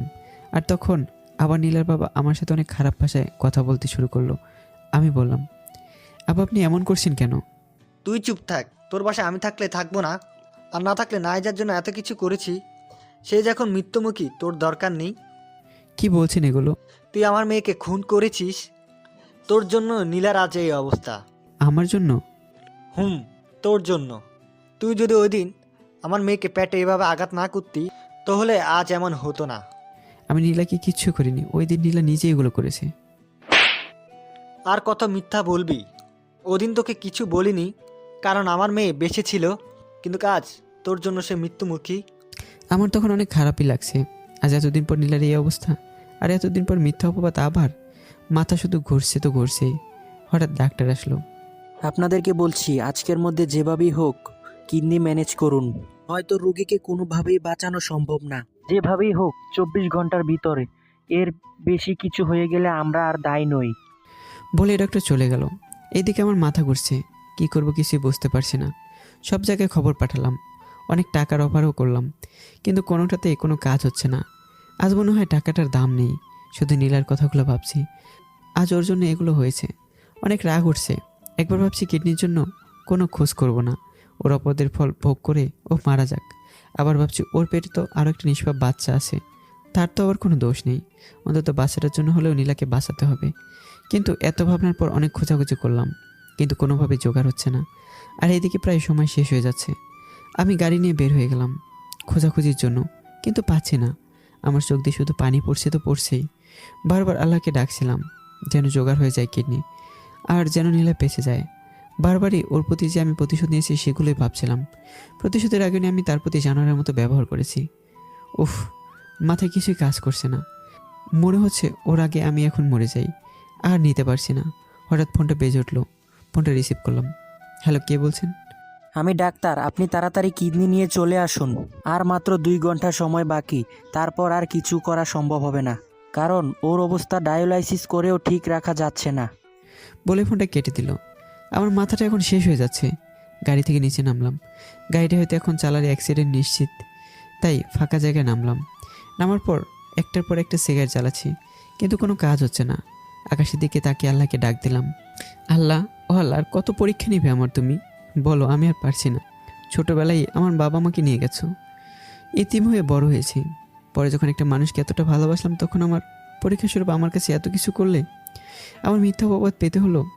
যখন মেয়েটা তার ভুল বুঝলো তখন আমার মনে প্রতিশোধের আগুন জ্বলে উঠলো। আমি মেয়েটাকে একটু আপন করে নিলাম না। আর যখন আজ নীলাকে আপন করে নিলাম, কিন্তু সেই মুহূর্তেও মৃত্যুর পথযাত্রী। হ্যাঁ, আর কত কষ্ট পেতে হবে, আর কত পরীক্ষা নেবে আমার। আমি আর পারছি না তো, আর পারছি না। পরক্ষণে আমার কী জানি হয়ে গেল, আমি কেমন জানি হয়ে গেলাম। বারবার মনে আসছে, নীলা মরলে মরুক, তাতে আমার কি? আমার কিছুই করার নেই। আমি কোনো চিন্তা করছি? আমি কেন চিন্তা করছি? এগুলো ভাবছি আর দেখি মাত্র 1 ঘন্টা সময় আছে, কিন্তু কোনো ব্যবস্থাই হয়নি। আমি পাগলের মতো হয়ে গেলাম। আর তখনই ফোনটা বেজে যাচ্ছে তো যাচ্ছেই। দেখলাম ডাক্তারের ফোন, তাই আর ধরলাম না। ভাবলাম মরলে মরুক, আমি আর ফোন ধরবো না, আর ওখানে যাবও না। তাই গাড়িতে উঠে অন্য কোথাও চলে যাচ্ছি। ফুল স্পিডে গাড়ি চালাচ্ছি, আর অন্যদিকে কী হচ্ছে আমি জানিও না। যা হবার হোক, তাতে আমার কি, বলেই চলতে লাগলাম। অন্যদিকে কিডনির ব্যবস্থা হয়েছে, আর নীলার অপারেশনও হয়েছে। 2 মাস পর নীলা সুস্থ হয়ে গেছে। সুস্থ হয়ে নীলা প্রথমে আমাকে দেখতে চাইলো, কিন্তু তখন আর আমাকে পেল না। নীলা অনেক কান্না করছিল, আমি তার পাশে নেই বলে। নীলার বাবা তখন বলল, নীলা, ওই বেইমানের কথা বাদ দে, ও একটা বেইমান। না বাবা, আবিদকে আমি ভুলতে পারবো না। ও কোথায়? চুপ নীলা, ওর নাম ভুলো আর মুখে আনিস না। কেন বাবা? ও তোকে একটি বারও দেখতে আসেনি। কি বলছো বাবা? হুমরে মা, শুধু তাই নয়, তার জন্যই তোর আজ এই অবস্থা। ওর জন্য?